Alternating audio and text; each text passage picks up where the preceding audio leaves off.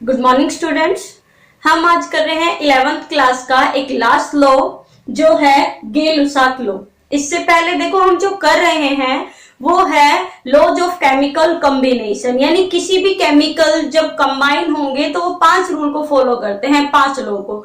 हमने फर्स्ट पढ़ा law of conservation of mass, second हमने पढ़ा law of constant proportion, third हमने पढ़ा law of multiple proportion, fourth हमने पढ़ा लॉ ऑफ रेसिप्रोकल प्रोपोर्शन और जो फिफ्थ है वो है Gay Lussac law of combining gases. इन पांचों लॉ से मिलकर बनता है कोई भी एक product.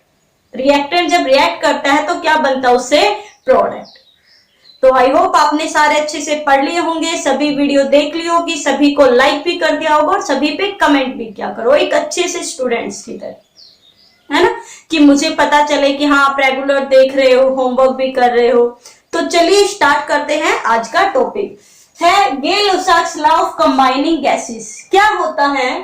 It states that when gases react together, जब गैसेस क्या करती है? रिएक्ट करती है टू फॉर्म अदर गैसेस, दूसरी गैसेस बनाने के लिए, when all volumes are measured at same temperature and pressure. और जो सभी जो वॉल्यूम है वो किस में मेजर की गई है? एट सेम टेम्परेचर और pressure. The ratio between the volume of the reactant gases, तो रिएक्टेंट गैसेस के जो वॉल्यूम का रेशियो है एंड द गैसेस प्रोडक्ट, और प्रोडक्ट का जो रेशियो है can be expressed in simple whole number ratio. तो हमेशा वो किस में आता है? सिंपल होल नंबर रेशियो में आता है। तो देखिए सबसे पहले गे-लुसाक क्या होता है? ये जो लॉ है it is applicable only for the gases.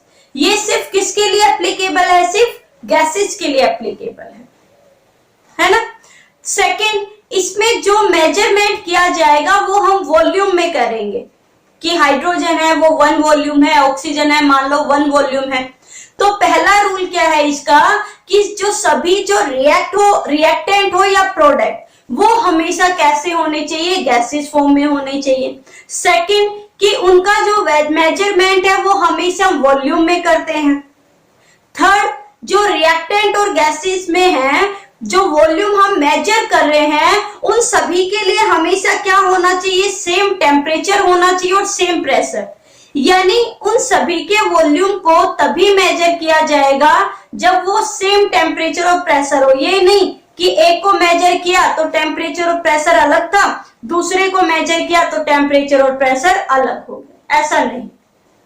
तो पहला क्या होना चाहिए? सभी गैसेज होनी चाहिए, रिएक्टेंट भी और प्रोडक्ट भी। सेकंड क्या होना चाहिए? कि हम उन्हें वॉल्यूम में मेजर करेंगे। थर्ड, कि मेजर करते टाइम टेम्परेचर और प्रेशर क्या होना चाहिए? सेम होना चाहिए। और तब ऐसा होता है तो रिएक्टेंट और प्रोडक्ट का जो रेशियो निकलता है ना वॉल्यूम का, वो एक सिंपल नंबर में निकलता है, सिंपल होल नंबर रेशियो निकलता है। ये नहीं कि एक तो कम और एक बहुत ज्यादा हो गया, एक सिंपल रेशियो में निकलता है। तो क्या है डेफिनेशन? एक बार दोबारा देख लीजिए। It states that when gases react together, क्या रिएक्ट करी है? Gases react together to form the gases, और बना भी क्या रही है? Gases. When all volumes are measured, और वॉल्यूम किस में मेजर कर रहे हैं? सारी चीजें वॉल्यूम में एट सेम टेम्परेचर और प्रेशर। तो क्या होगा? The ratio between the volume का रेशियो रिएक्टेंट और प्रोडक्ट का किस में आएगा? Product can be expressed in whole number ratio, एक सिंपल होल नंबर रेशियो आएगा। ये इसकी इंपॉर्टेंट चीजें थी कि रिएक्टेंट भी गैसेज होगा, प्रोडक्ट भी गैसेज होगा, मेजर वॉल्यूम में करेंगे, उसके लिए टेम्परेचर और प्रेशर सेम होना चाहिए। तो वॉल्यूम जो आएगा वो एक सिंपल होल नंबर रेशियो में आएगा। देखिए चलिए एग्जांपल करते हैं। मान लो हाइड्रोजन और ऑक्सीजन, चलो एक सिंपल ले लेते हैं। हाइड्रोजन और क्लोरीन मिलकर क्या बना रही है? HCl की फॉर्मेशन कर रही है। हाइड्रोजन और क्लोरीन मिलकर किसकी फॉर्मेशन कर रही है? HCl। यहाँ जो HCl है वो गैसेज फॉर्म में है, हाइड्रोजन है वो भी कौन सी फॉर्म में है? गैसेज फॉर्म में है, और क्लोरीन है वो भी भाई कौन सी फॉर्म में है? गैसेज। तो देखो यहाँ रिएक्टेंट भी गैस है और प्रोडक्ट भी क्या है? गैस। इनका जो मेजरमेंट किया है, चलिए मेजरमेंट करते हैं। वॉल्यूम में करना है भाई, ये कितना मोल है हाइड्रोजन, एक ही मोल है 1 मोल। ये भी क्लोरीन भी कितना मोल है 1 मोल, और मिलके कितना मोल बना रही है ये HCl, कितने बन रहे हैं 2। तो अगर मोल की जगह अगर हम वॉल्यूम ले तो हम कह सकते हैं 1 वॉल्यूम। भाई वॉल्यूम मोल की जगह क्या ले रहे हैं 1 वॉल्यूम, जैसे 1 लीटर कह दो। अगर क्लोरीन है ये भी कितना है 1 वॉल्यूम, और मिलके कितना वॉल्यूम बना रहे हैं 2 वॉल्यूम।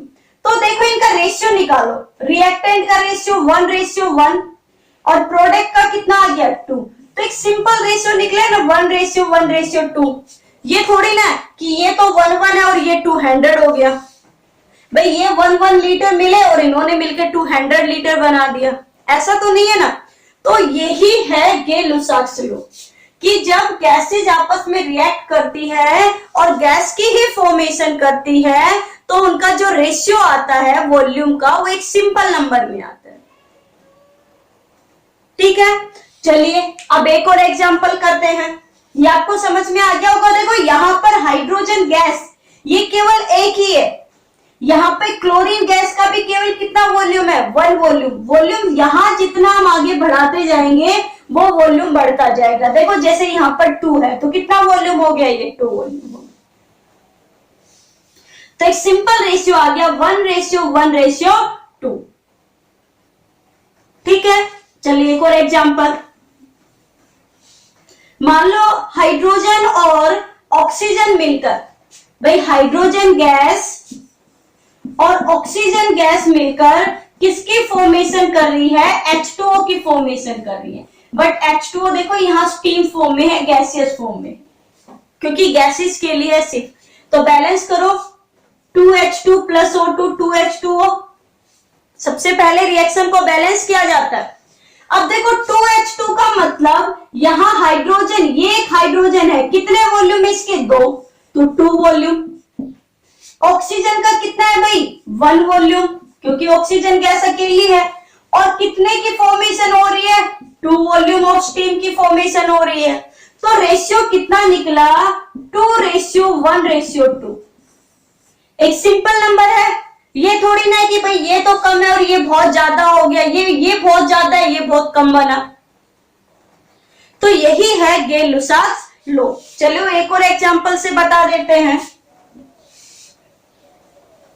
एक और ले लेते हैं। मान लो नाइट्रोजन गैस N2 और हाइड्रोजन गैस H2 ने मिलके किसकी फॉर्मेशन की, अमोनिया की फॉर्मेशन करी NH3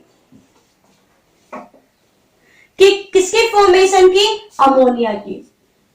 ये लो रिएक्शन बैलेंस हो गई। तो यहां देखो नाइट्रोजन का कितना मोल है भाई 1 वॉल्यूम, अकेला ही तो है। यहां हाइड्रोजन का कितना है 3, और यहां कितना है अमोनिया का कितना हो गया 2 वॉल्यूम। तो रेशियो कितना आ गया, या मैं ये कहूं अगर मैं इसको ml में ले लूं तो देखो शुरू में हम कितना मान रहे भाई 100 ml। तो ये इसके देखो 3 मोल है, 3 वॉल्यूम है, ये एक वॉल्यूम है तो ये कितना है 3, यानी अगर इसको मैं 100 मानूं तो ये कितना हो गया भाई 300 ml। और ये किसके कितने हैं दुगनी वॉल्यूम 2 वॉल्यूम, तो ये कितना हो गया 200 ml। अगर मैं वॉल्यूम की जगह ml में ले लूं तो ये हो गया। यस और नो। तो हम कह सकते हैं कि इसका जो रेशियो निकलेगा वो कितना निकलेगा 1:3:2। एक सिंपल रेशियो है, ये थोड़ी ना कि भाई ये 1 है ये 3 है और ये 200 ही आ गया, या ये फिर 100 है ये 3 है और ये 2 है, ऐसा तो नहीं है। तो एक सिंपल होल नंबर रेशियो आएगा, इसे हम कहते हैं गे-लुसाक लॉ। और it is applicable only for the gases. ये केवल और केवल किसके लिए है, गैसेज के लिए एप्लीकेबल है कि रिएक्टेंट भी गैस होना चाहिए और प्रोडक्ट भी गैस होना चाहिए। तो क्या है Gay Lussac law, it states that when gases react together to form gases when all volumes are measured at same temperature and the pressure, the ratio between the volume of the reactant gases and the gaseous product can be expressed in simple whole number ratio। ये कौन सा law कहता है? गेल-लुसाक law of combining gases. तो अब हमारे आज पांचों लॉ खत्म होते हैं। अब कल हम पढ़ेंगे एक नया टॉपिक। आई होप आपने सब्जेक्ट भी चुन लिए होंगे कि आपको क्या लेना है। पढ़ते रहिए, घर पर रहिए, सेफ रहिए, बट अपनी स्टडी को कंटिन्यू करिए। तो वीडियो को लाइक करना ना भूलें, कमेंट भी जरूर करिएगा। मिलते हैं एक नए टॉपिक के साथ कल। Thank you.